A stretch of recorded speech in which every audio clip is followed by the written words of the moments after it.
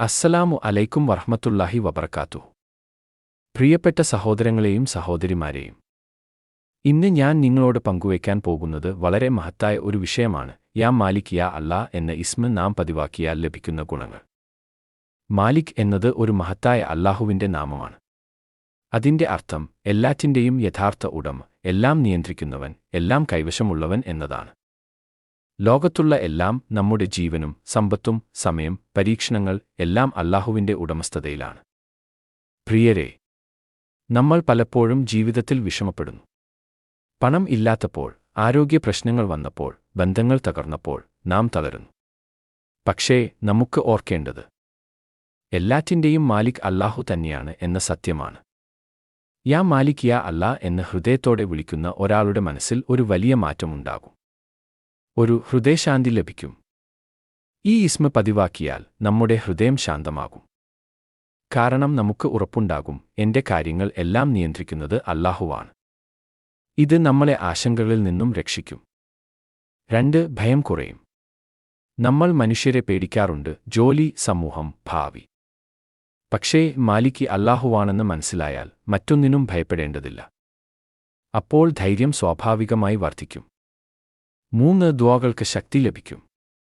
യാ മാലിക് യാ അല്ലാ എന്ന് വിളിച്ച് നാം ദുആ ചെയ്താൽ നമ്മുടെ അപേക്ഷകൾക്ക് കൂടുതൽ വിനയവും വിശ്വാസവും ഉണ്ടാകും.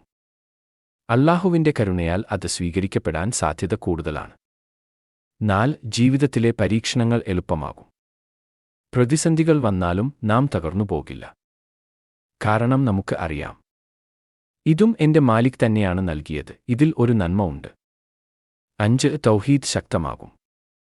ഈ ഇസ്മ പതിവാക്കുന്നത് നമ്മുടെ ഈമാൻ ശക്തമാക്കും. നമ്മൾ മനസ്സിലാക്കും, സഹായം തേടേണ്ടത് ഒരാളോട് മാത്രമാണ്, അല്ലാഹുവോട്.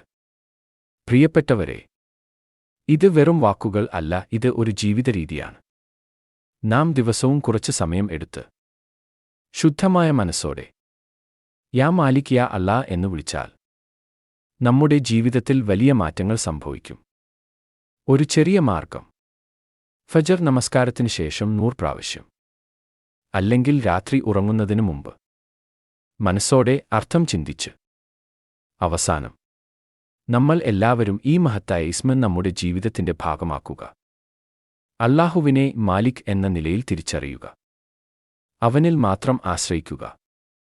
അല്ലാഹു നമ്മെ എല്ലാം ഈ നല്ല വഴിയിൽ നിലനിർത്തട്ടെ. നമ്മുടെ ദുആകൾ സ്വീകരിക്കട്ടെ. നമ്മുടെ ഹൃദയങ്ങൾക്ക് ശാന്തി നൽകട്ടെ. വസ്സലാമു അലൈക്കും വറഹ്മത്തുള്ളാഹി വബറകാതുഹു.